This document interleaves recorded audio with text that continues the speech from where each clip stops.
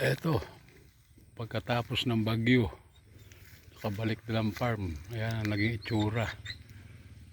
Talagas, wala nang madaanan. Nagbaksakan ng mga kawayan. Ano dito? Oh, dito Star. Baba na, dito. Okay. Gala ka na Star la. Ayan. Wala nang madaanan si Starla. Masyadong hindi naman nasira yung kubo. Importante yung kubo.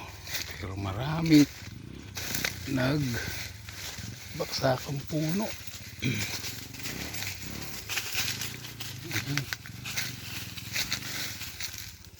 Maraming trabaho.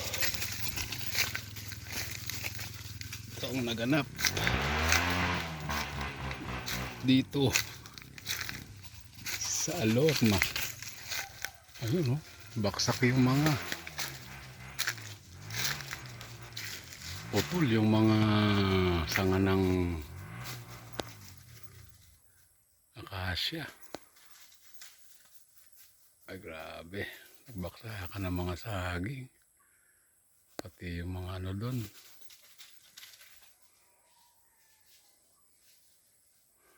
Maraming nasirang punong kahoy. Yan, okay naman ang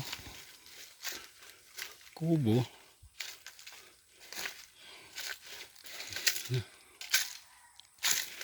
Ito, paikot ng kubo. Hindi pa ako pumapasok. Ay, pakadaming trabaho ang gagawin dito. Ay, kinain na yung mga papayang na hinog. Mamaya makuha na yan.